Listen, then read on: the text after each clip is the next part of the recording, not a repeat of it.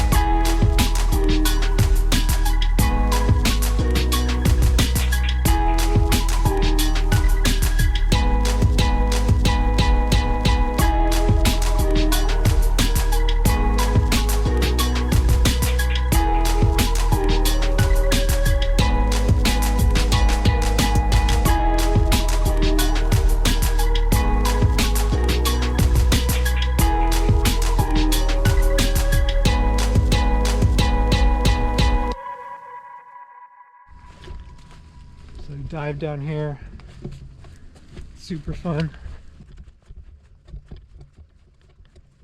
This I ended up building this out a lot farther than I had it. There was just so much dirt here that I just kind of put it there. So I might bring this back a little bit because it's real close to that landing. This will be cool. You can kind of come in, go a little bit slower and go low and then high and pop up and shimmy over, or you can just carve it like a berm straight out into this right hand near vert berm. So you're going to come in here, pull a bunch of G's. And then this is just going to be a straight S turn. You just transfer over into another left hand one, just like that. So next thing to do is clear out all this. It opens up a lot here. It's more of a clearing, so I get a little more free rein and it's less terrain dependent. So we'll get to it.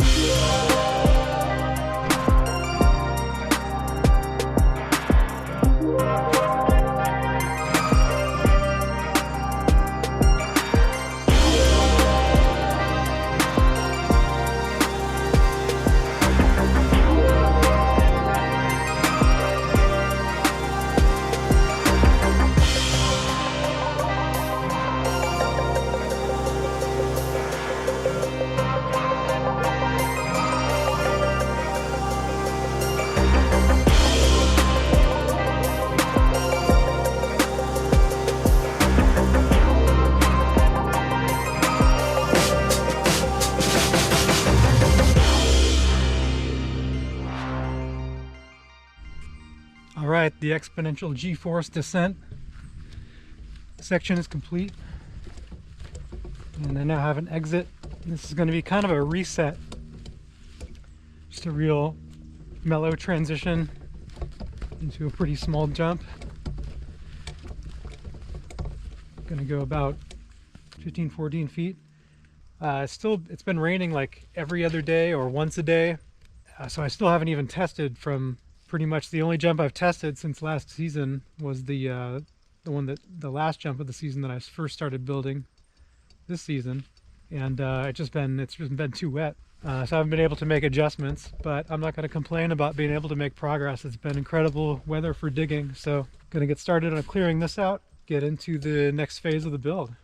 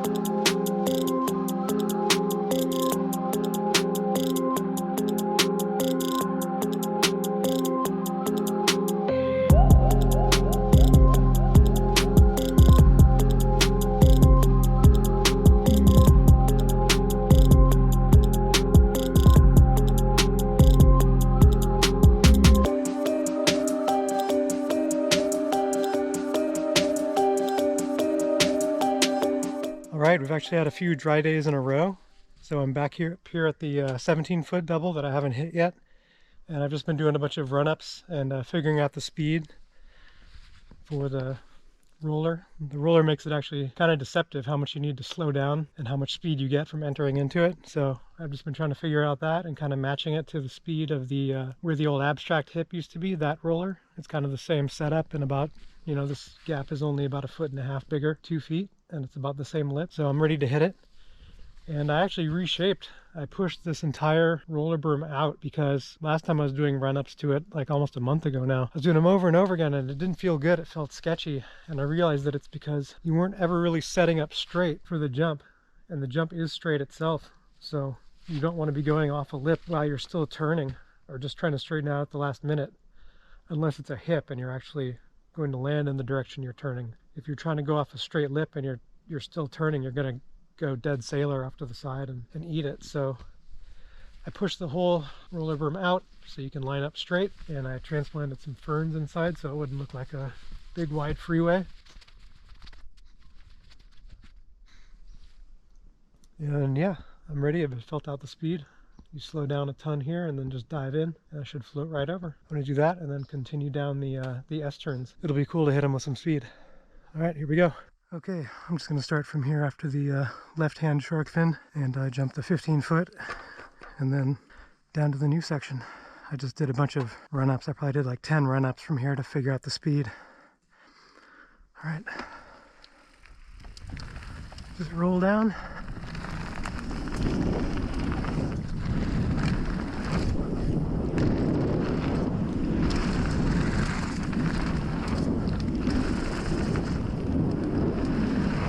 Woo!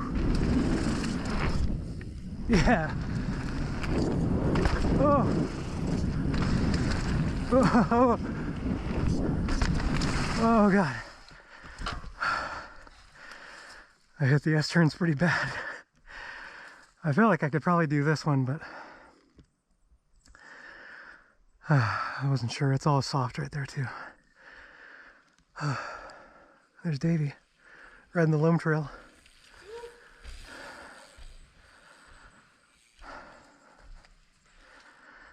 All right. Let's see, maybe I'll clean it up and get over this one.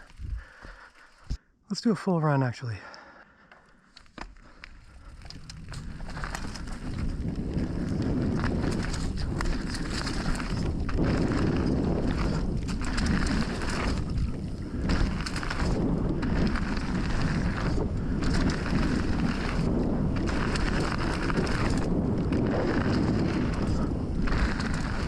Woo!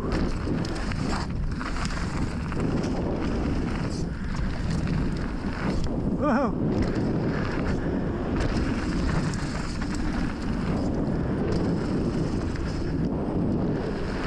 Yes! Whoa!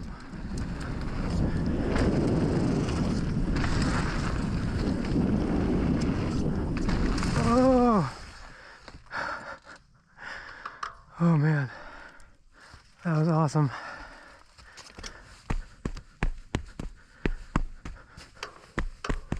Yeah, this S-turn is sweet. I gotta do a little tuning to it. I can lower that a little. And then the main thing is this shark fin here, this left hand. I actually built it up more than it needs to be just because so much dirt came out of here. There's like a extra foot there that doesn't need to be. And so I'm going to cut it back. So like the higher you are, the bigger the gap is. And then the lower you are, the closer it is. I still got to get comfortable with it to be able to just lean into it all the way without breaking. It's going to feel sweet. Oh, all right. We'll see you next time.